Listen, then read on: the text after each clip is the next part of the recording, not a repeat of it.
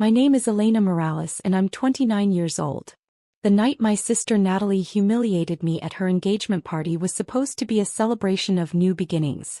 Instead, it became the moment I finally revealed to my family that the disappointment they'd spent a decade mocking was actually the one person keeping them all afloat. But before I tell you how I shut down my sister's $95,000 engagement party by revealing I owned the estate she'd been bragging about for months, you need to understand just how deep the cruelty ran in my family.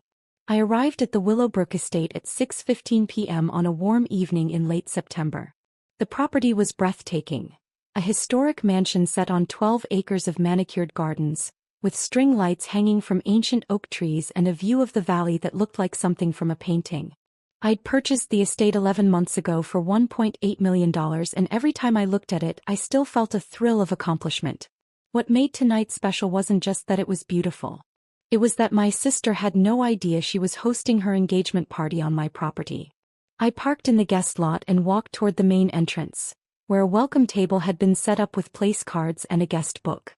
A young woman in a catering uniform greeted me with a bright smile. "Welcome to the Natalie and Trevor engagement celebration. Can I have your name?" "Elena Morales," I said. "I'm Natalie's sister." Her smile faltered slightly as she searched through the place cards. She picked up a clipboard, scanned it, then looked back at me with confusion. "I'm sorry, I don't see you on the primary guest list. Let me check the secondary list." "Secondary list?" I asked, though I already knew what that meant. "Oh, it's just, sometimes there are different tiers of guests with different access levels." She found my name and her expression shifted to something between embarrassment and pity. "Here you are. You're on the observer list." She handed me a badge clipped to a gray lanyard. Unlike the other badges I could see guests wearing, ivory with gold trim that said family and friends, mine was plain gray with black text, "Guest Observer Limited Access." "What does limited access mean?" I asked, though again I already knew. I'd seen the access lists Natalie had submitted to my estate manager 3 weeks ago. I'd approved them personally, curious to see exactly how far she'd go.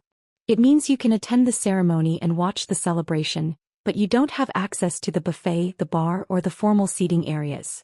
There's a viewing section set up on the side terrace." She looked genuinely uncomfortable delivering this information. "I'm sorry. I just work for the catering company." "It's not your fault," I told her, clipping the badge around my neck. The gray lanyard hung heavy and obvious against my navy dress, a visual marker of my second-class status that everyone could see.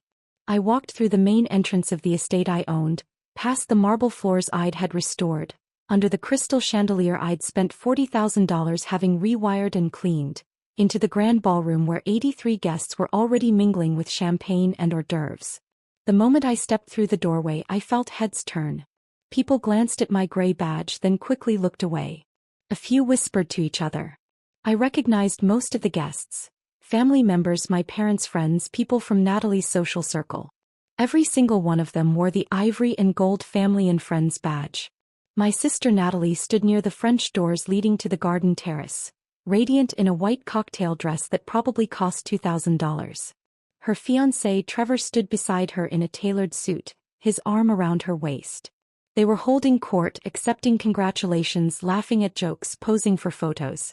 My parents stood nearby, my mother in an elegant emerald gown, my father in a tuxedo, both beaming with pride. Natalie saw me and her smile widened, not with warmth but with something sharp and triumphant. She grabbed a microphone from the nearby podium and tapped it for attention. Everyone, can I have your attention for just a moment?"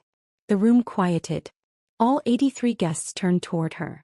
I stood near the entrance, suddenly very aware that I was about to become the center of attention in a way I absolutely did not want. "I just want to take a moment to acknowledge someone special," Natalie said, her voice dripping with false sweetness. She pointed directly at me. "My sister Elena is here. Everyone, that's my sister right there by the door." People turned to look at me. I forced myself to smile and give a small wave. "Now, some of you might notice that Elena has a different badge than the rest of us," Natalie continued, gesturing to her own ivory and gold lanyard.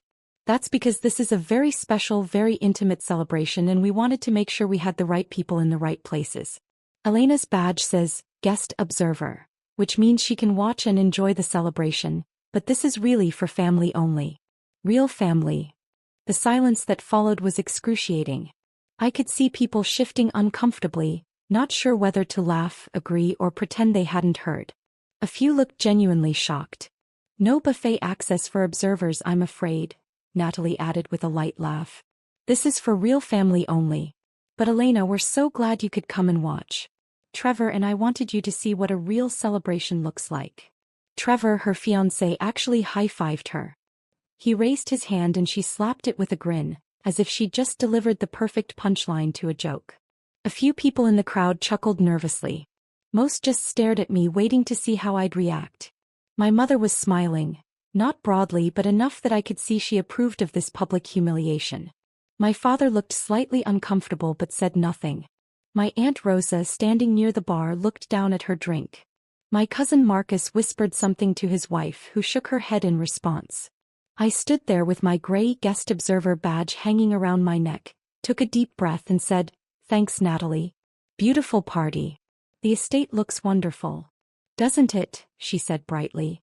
Trevor and I searched for months to find the perfect venue. Willowbrook Estate is exclusive. They don't just let anyone host events here. You have to meet certain standards.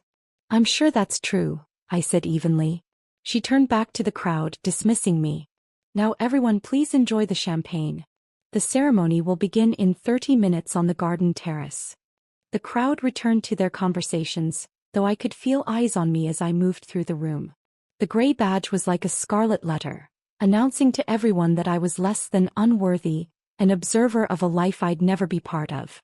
I walked toward the side terrace where the viewing section had been set up, a row of folding chairs positioned behind the main seating area, with a partial view of where the ceremony would take place. It was the kind of seating you'd give to vendors or staff, not family members. As I sat down in the back row, a familiar voice said, "This is messed up, Elena." I looked up to see my cousin Marcus standing there with 2 glasses of champagne.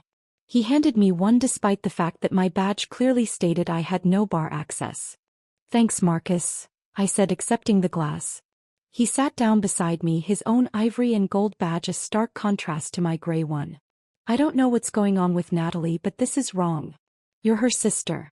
You should be up there with the family, not back here like some random person off the street." "Natalie has her reasons," I said carefully. "What reasons?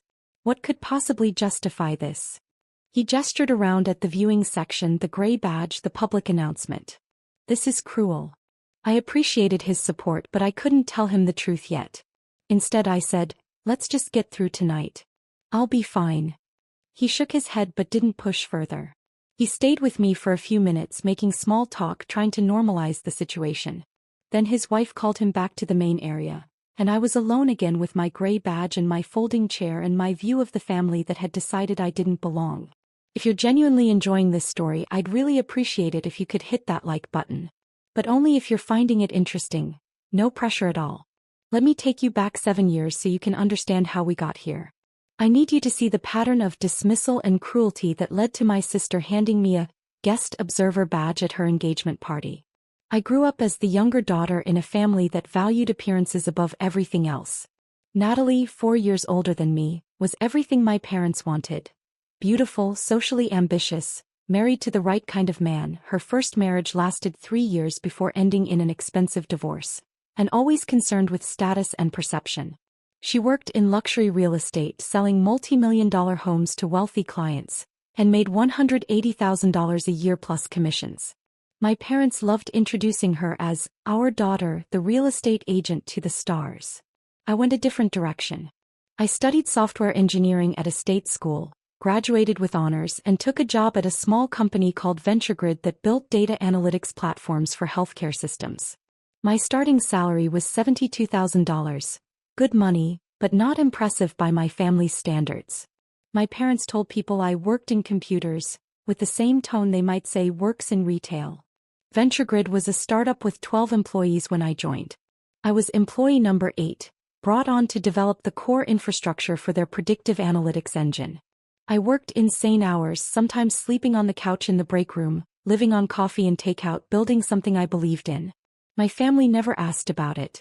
When I tried to explain what I was working on, my mother would interrupt to tell me about Natalie's latest commission or the celebrity client she'd just shown a house to. 5 years ago, VentureGrid got acquired by a major healthcare corporation for $650 million.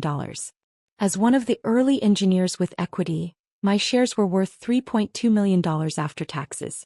I was 24 years old and suddenly wealthier than I'd ever imagined possible. I didn't tell my family.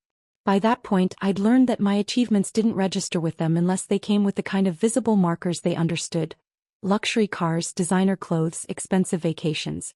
Instead, I invested carefully. I bought a small but nice condo in a good neighborhood. I kept driving my Honda Accord. I continued working as a senior engineer at the acquiring company for $160,000 a year. I invested in real estate, starting with a duplex, then a small apartment building, then, 11 months ago, the Willowbrook estate. To my family, I remained Elena, who works with computers. The quiet one. The one who didn't achieve anything worth celebrating.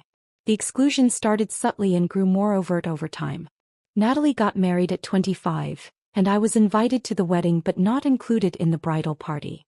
"You wouldn't fit the aesthetic," she told me. "All my bridesmaids are in fashion and entertainment. You'd feel out of place." When she got divorced 3 years later, my parents threw her a fresh start party with 60 guests. When I bought my first investment property, my mother said, "How nice, dear. Natalie just closed on a $4.5 million estate in Beverly Hills." Family dinners became competitions where Natalie's accomplishments were celebrated and mine were dismissed. Natalie showed a house to a famous producer today. Natalie was featured in Los Angeles magazine. Natalie is dating someone very successful. Meanwhile, if I mentioned a promotion or a successful project, my father would change the subject. But the most painful pattern was the financial one. Because while my family spent years telling me I wasn't successful enough to matter, they had no problem taking my money when they needed it. It started 6 years ago when my father's investment portfolio took a hit during a market downturn. He came to me embarrassed, asking for a loan of $15,000 to cover some expenses until things stabilized. "Don't tell Natalie," he said. "You know how she is about money. This is just between us." I gave him $20,000 and told him not to worry about paying it back. A month later, my mother needed help with unexpected medical bills. $8,500. Then Natalie needed a loan for her divorce attorney. $12,000.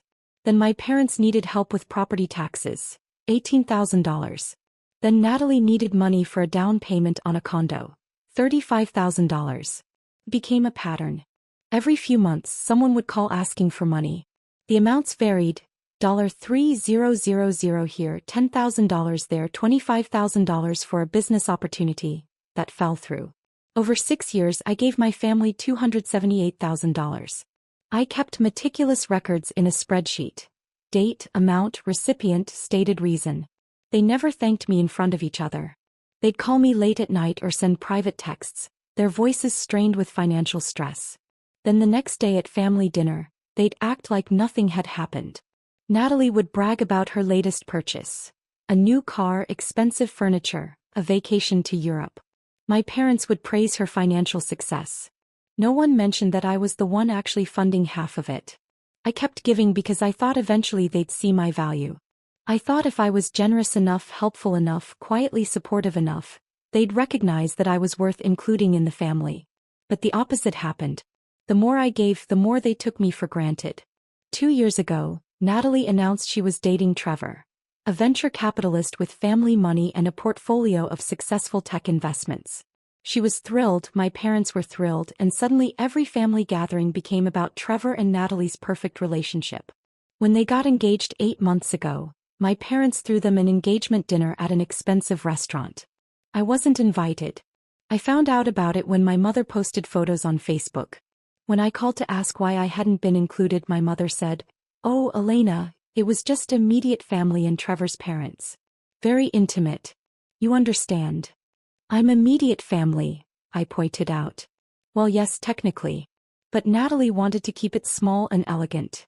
You know how you are at these things, you're not really comfortable in that environment." 3 months ago, Natalie called me asking for $40,000.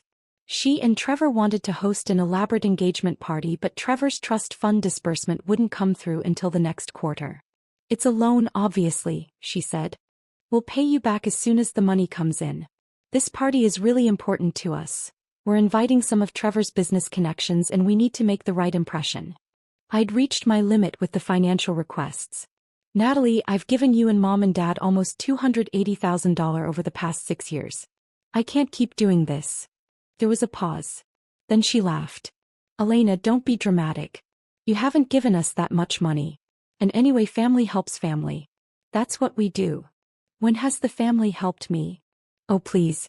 You're being ridiculous. We include you in things, we invite you to events. You didn't invite me to your engagement dinner. Because it was small. I explained this. Her voice had taken on that sharp edge it got when she was annoyed. Look, either you're willing to help your sister or you're not. It's your choice. I made a decision in that moment. I'll tell you what, Natalie. I'll do something better than giving you $40,000. I'll give you the venue for free. What do you mean? I mean, I know a place. A beautiful historic estate with gardens, views, enough space for 100 guests. I can get you the venue for free if you want it. She was immediately interested. What's the catch? No catch. I just want to help my sister. Consider it my engagement gift. She was suspicious but intrigued. I sent her information about Willowbrook Estate, the property I'd purchased 6 months earlier as an investment and event venue. I didn't tell her I owned it. I told her I had connections and could get her a discount. She fell in love with it immediately.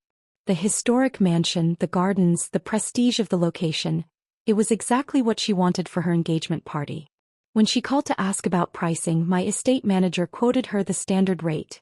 $25,000 for venue rental plus catering, staffing and service fees that would bring the total to around $95,000. That's way too much, Natalie said. Elena said she could get me a deal. My estate manager, who knew exactly who Natalie was and what I was planning, said, let me check with the owner. He called her back and offered her the venue for free. Venue rental waived, she'd only pay for catering and services. The total came down to $47,000, which she and Trevor could afford.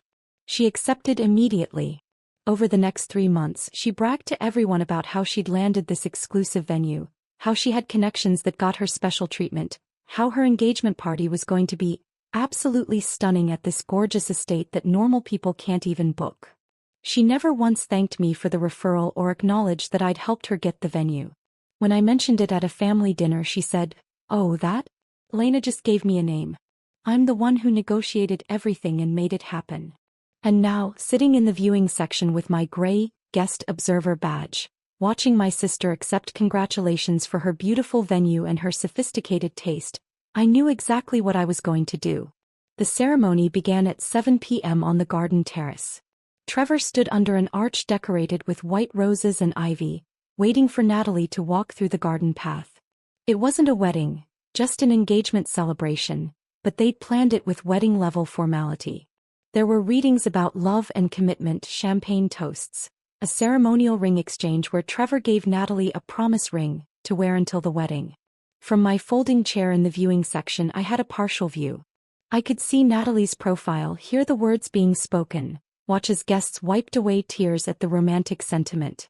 My parents sat in the front row of the main seating area, holding hands, my mother dabbing at her eyes with a handkerchief.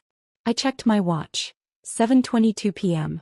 The ceremony would finish around 7:45, followed by dinner at 8 o'clock, then dancing and celebration until 11 p.m.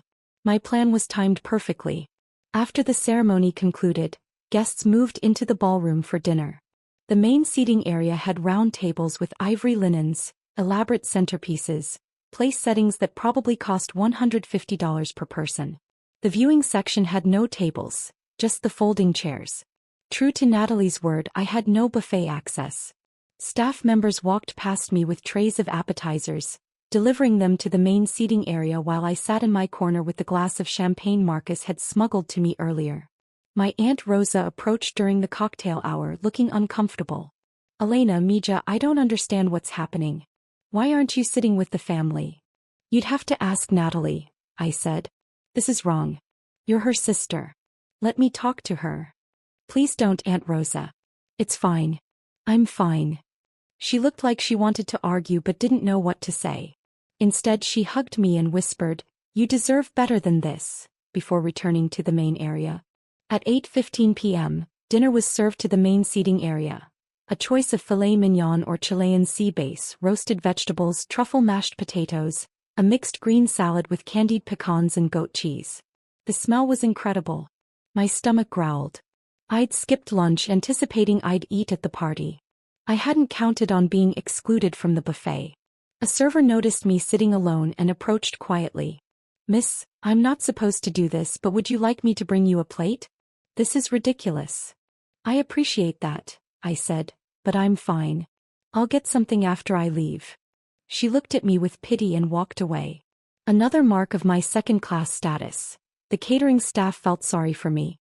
At 8:47 p.m., Natalie and Trevor made their way through the ballroom, stopping at each table to greet guests and accept congratulations. They laughed, posed for photos, thanked people for coming. They didn't come to the viewing section. They didn't acknowledge my presence at all. At 8:52 p.m. I stood up, smoothed my dress and walked across the ballroom toward the administrative wing of the estate.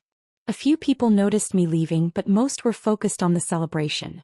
I walked down the corridor with its polished hardwood floors and historical portraits, past the library and the sitting rooms, to the office at the end of the hall. My estate manager, Richard Chin, no relation, was waiting for me as planned. "Ms. Morales, is it time?" "It's time," I said. He handed me a tablet and a document. "Everything is prepared as you requested. All you need to do is sign this authorization and I'll make the announcement." The document was simple. Authorization for the estate manager to terminate the event early and remove all guests from the property. I drafted it with my attorney 3 weeks ago, knowing this moment would come. I signed my name. Elena Morales, owner, Willowbrook Estate LC. "Give them 5 more minutes," I said. "Let them finish dinner. Then make the announcement." Richard nodded. "Are you certain about this?" "Your sister." My sister publicly humiliated me in front of 83 people. She gave me a badge that labeled me as an observer, not family. She denied me access to food and drinks at an event I'm paying for. She has spent years taking my money while treating me like I don't matter. I looked at him steadily. "I've never been more certain about anything." "Understood." He picked up the tablet and headed toward the ballroom. I followed at a distance, positioning myself near the entrance where I could see but not be immediately noticed. At 8:57 p.m., Richard walked to the center of the ballroom and spoke quietly to the DJ, who turned down the music. Richard picked up a microphone, tapped it for attention and waited as the room gradually quieted. Natalie looked annoyed at the interruption. She was mid-conversation with some of Trevor's business associates, clearly networking. Trevor looked curious. My parents looked confused. "Ladies and gentlemen," Richard said, his voice professionally polite but firm, "I apologize for interrupting this lovely celebration. My name is Richard Chin and I'm the estate manager here at Willowbrook. I need to make an important announcement regarding this evening's event." The room went completely silent. 83 people turned to look at him. "There's been a development concerning the property ownership and the terms of tonight's event that requires immediate attention." He consulted his tablet. "I need to inform you all that Willowbrook Estate has an owner who has exercised their right to modify tonight's arrangements." Natalie stood up, her face flushing with anger. "What are you talking about? We have a contract. We paid for this venue." "Actually, Ms. Morales, you didn't pay for the venue. The venue rental fee was waived by the owner. You paid only for catering and services." Richard remained calm and professional. "The owner has decided to exercise their right to end tonight's event early." "That's ridiculous." Natalie's voice was shrill now. "Who's the owner? I want to speak to them right now." Trevor stood up beside her, putting on his venture capitalist voice, the one that probably intimidated junior employees and service workers. "This is completely unacceptable. We'll be filing complaints. We'll be demanding refunds. Do you have any idea who you're dealing with?" Richard didn't flinch. "I'm dealing with Ms. Natalie Morales and Mr. Trevor Ashford, who are hosting an engagement party on property owned by Ms. Elena Morales." He turned and gestured toward me, standing near the entrance. "The owner is right there." Every head in the room turned toward me. The gray, guest observer badge still hung around my neck, suddenly looking ridiculous against the backdrop of what Richard had just revealed. The silence was absolute. I could see the confusion on people's faces, the shock on my parents' expressions, the dawning horror on Natalie's face as she realized what this meant. I stepped forward into the ballroom and Richard handed me the microphone. I took it, looked around at the 83 witnesses and said, "Hello everyone. For those of you who don't know me, I'm Elena Morales, Natalie's sister. The one with the guest observer badge." Natalie's face had gone from flushed to pale. "You're lying. You don't own this place. You can't afford." "I purchased Willowbrook Estate 11 months ago for $1.8 million, I said calmly. "I have the property deed, the LLC formation documents, the title insurance and 11 months of property tax payments to prove it." "Richard, would you like to show them the deed?" Richard pulled up a document on his tablet and held it so nearby guests could see. A property deed clearly showing Elena Morales as the sole owner of Willowbrook Estate LLC. My mother found her voice. "Elena, I don't understand. Where would you get $1.8 million? "From the same place I got the $278,000 I've given this family over the past 6 years, I said. "I worked for a startup that got acquired. My equity payout was $3.2 million. I invested it carefully in real estate and other ventures. I've been quite successful actually. You just never bothered to ask." My father stood up. "If you have that kind of money, why didn't you tell us?" "Because every time I tried to tell you about my work, my achievements, my success, you interrupted to talk about Natalie. Because when I bought my first investment property, Mom said it was nice, and then spent 20 minutes talking about Natalie's latest commission. Because I learned that my accomplishments didn't matter to this family unless they came with the kind of visible status markers you could brag about to your friends." Natalie had found her footing again, anger replacing shock. "So what? You own the venue. Big deal. You still can't just kick us out. We have a contract, we paid for services." "You paid $47,000 for catering and staffing," I said. "I waived the $25,000 venue fee as my engagement gift to you. That was generous of me, don't you think? Especially considering that 3 months ago, you called me asking for $40,000 to fund this party, and when I said I couldn't keep giving you money, you called me ridiculous and said family helps family." The room was riveted now. This had gone from an engagement party to something else entirely. A public unveiling of family dysfunction that no one could look away from. "When has this family ever helped me?" I continued. "You've taken $278,000 from me over 6 years. You excluded me from Natalie's engagement dinner. You gave me a guest observer badge at a party I'm essentially paying for. You announced to 83 people that I don't have buffet access because this is for real family only." I looked directly at Natalie. "You said I should watch and see what a real celebration looks like. So here's what a real celebration looks like when the person you've been mocking actually owns everything you're standing on." Trevor tried to take control of the situation. "Look, clearly there's been a family misunderstanding." "There's no misunderstanding," I said. "Natalie has spent years treating me like I'm worth less than her. She's taken my money, dismissed my achievements, and excluded me from family events. Tonight she handed me a badge that labeled me as an observer and told 83 people I'm not real family. She did that on property I own at a party I made possible, in front of witnesses who can now see exactly who my family really is." My Aunt Rosa spoke up from her table. "Elena's right. This is wrong. I've watched this family treat her terribly for years and I didn't speak up enough. But this," she gestured at my gray badge, "this is cruel." A few other people murmured agreement. I could see some guests pulling out their phones, undoubtedly texting friends about what they were witnessing. This would be the talk of every social circle for months. Natalie's voice cracked. "You're really going to shut down my engagement party? On what's supposed to be one of the happiest days of my life?" "No," I said. "I'm not going to shut it down. The party will continue. Everyone here is welcome to stay and enjoy the rest of the evening. The catering you paid for will be served. The bar will remain open, the music will keep playing." I paused. "But I am going to make a few changes to the access badges." I nodded to Richard, who'd been holding a box of new badges.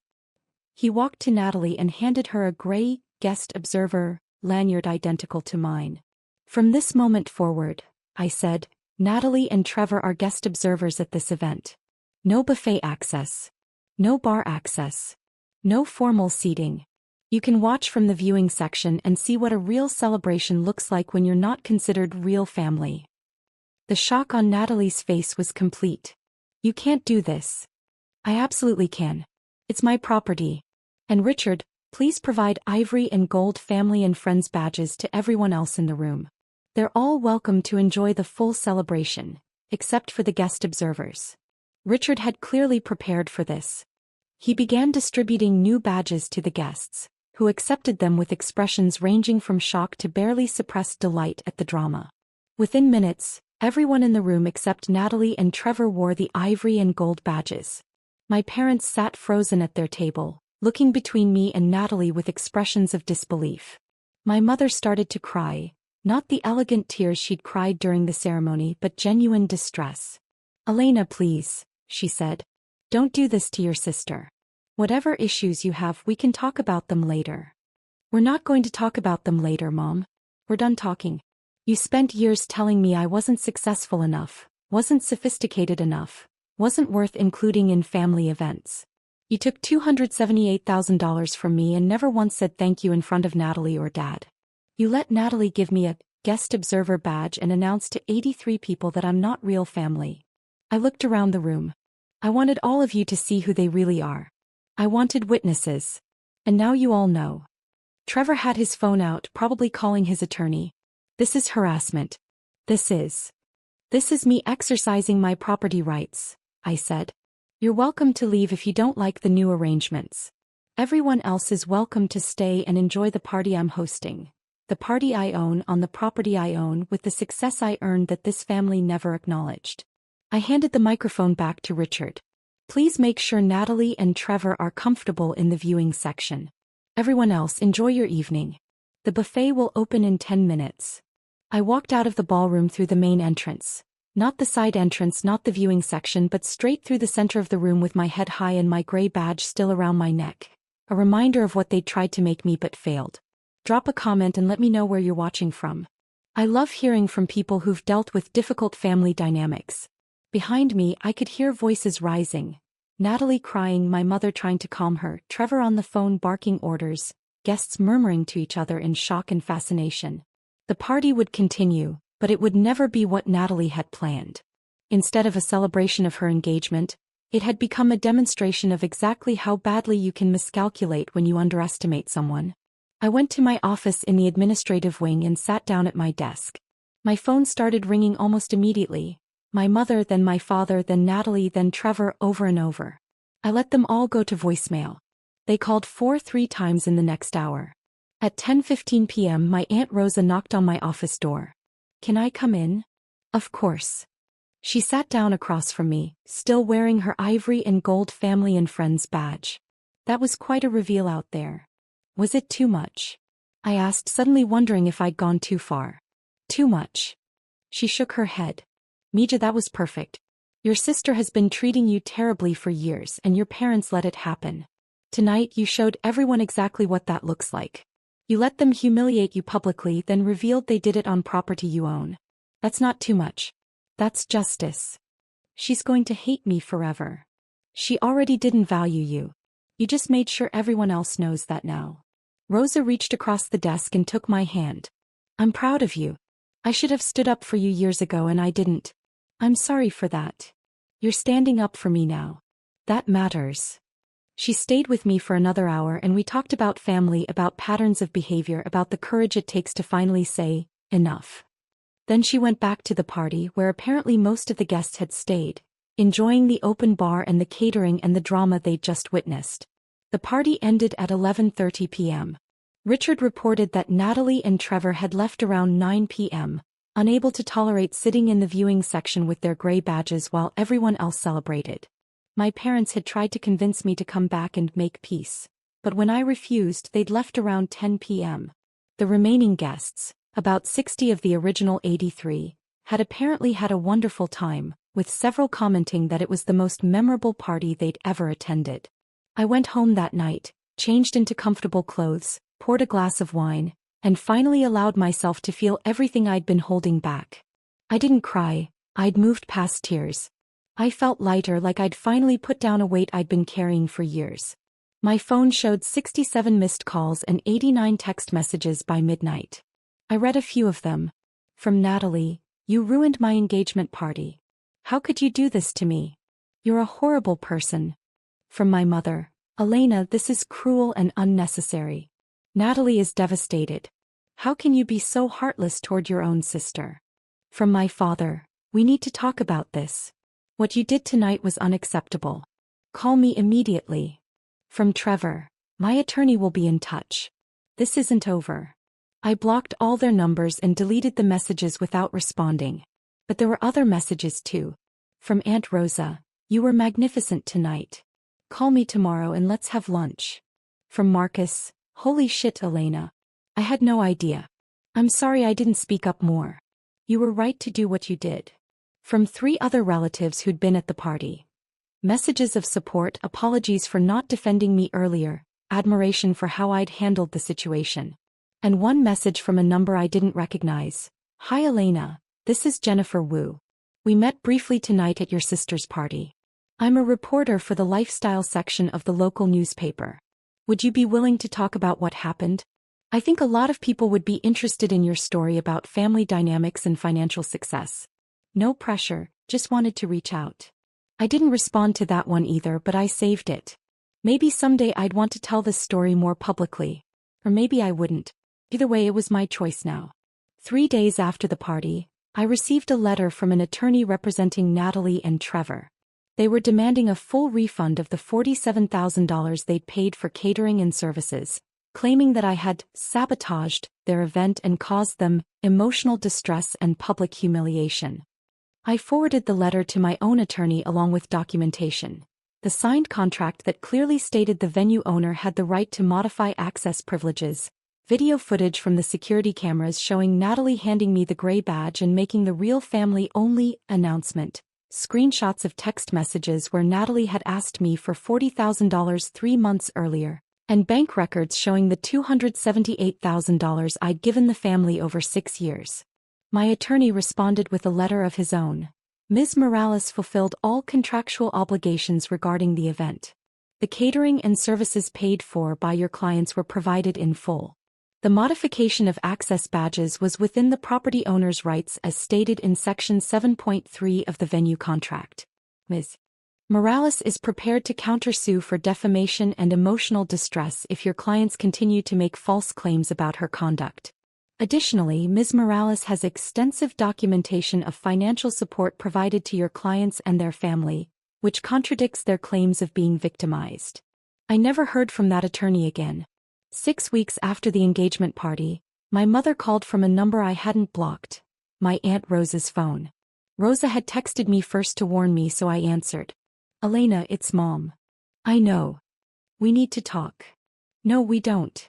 Please, Elena. Your sister is getting married in 8 months. She wants you to be there. We want you to be part of the family again." "I was never part of the family, Mom. That's what the guest observer badge was about. That's what years of exclusion and dismissal were about. Natalie made it very clear that I'm not real family." She didn't mean it that way. She absolutely meant it that way. She said it into a microphone in front of 83 people. She had special badges made. She announced that I couldn't access the buffet because it was for real family only. There's no other way to interpret that. My mother was quiet for a moment. Then, "She's sorry. We're all sorry. We didn't realize." "You didn't realize what?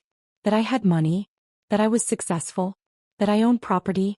Would you have treated me better if you'd known? Because that's not actually an apology, Mom. That's you being sorry you miscalculated, not sorry you were cruel. That's not fair. What's not fair is taking $278,000 from me while telling me I'm not successful. What's not fair is excluding me from family events because I didn't have the right kind of job or the right kind of lifestyle to show off to your friends. What's not fair is watching Natalie get praised for buying things with money I gave her while I got labeled as the family disappointment. We made mistakes, my mother said, her voice cracking. But we're family. Family forgives each other. Family also respects each other. Family doesn't hand out guest observer badges to their own sisters. Family doesn't take money for 6 years without saying thank you. You want me to forgive you, but you haven't actually changed anything. You just want me to go back to being the quiet one who gives you money and accepts being treated as less than. So that's it? You're just done with all of us. I'm done being treated like I don't matter. If you want a relationship with me, it has to be built on actual respect, not on you realizing I have assets worth acknowledging. Until then, yes. I'm done. I hung up. Aunt Rosa called me right after. I'm proud of you, she said. That took strength. It doesn't feel like strength. It feels like loss. It's both. But you're losing something that was never really there in the first place. He was right.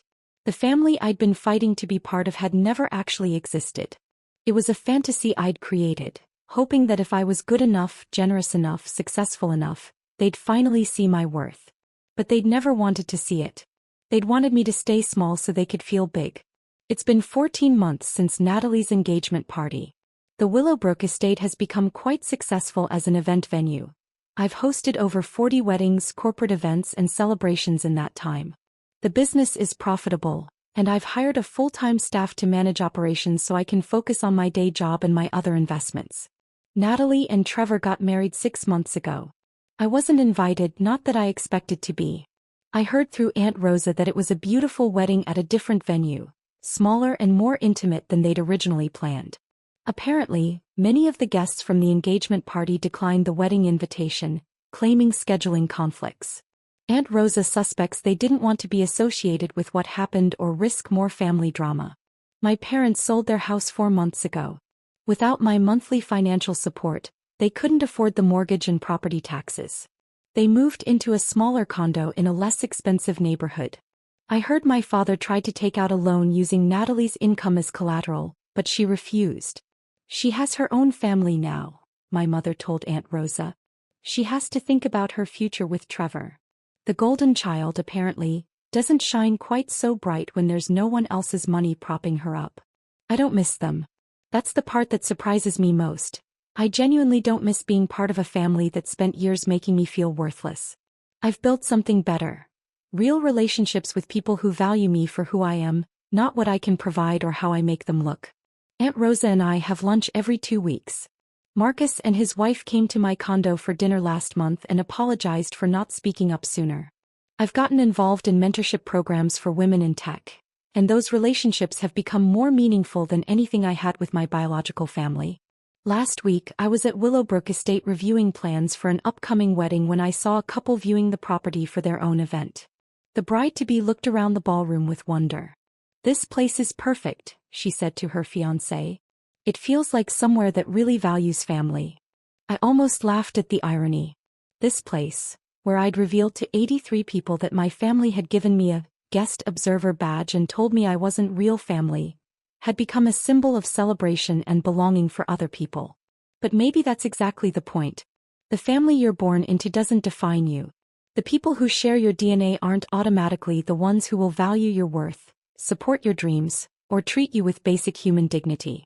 Sometimes the most powerful thing you can do is stop fighting to be accepted by people who will never see your value, and instead build your own life with people who do. I learned that lesson at my sister's engagement party, standing in front of 83 witnesses with a gray guest observer badge around my neck, in a ballroom I owned on an estate I'd purchased with success my family never acknowledged. I learned that sometimes the best revenge isn't dramatic or cruel. It's simply revealing the truth and letting people see what's been hidden in plain sight all along. Natalie got her engagement party at her dream venue. My parents got to play the role of proud family for 83 witnesses. And I got something far more valuable. Freedom from people who would never see my worth no matter what I achieved. The gray badge is framed in my office now, hanging on the wall as a reminder.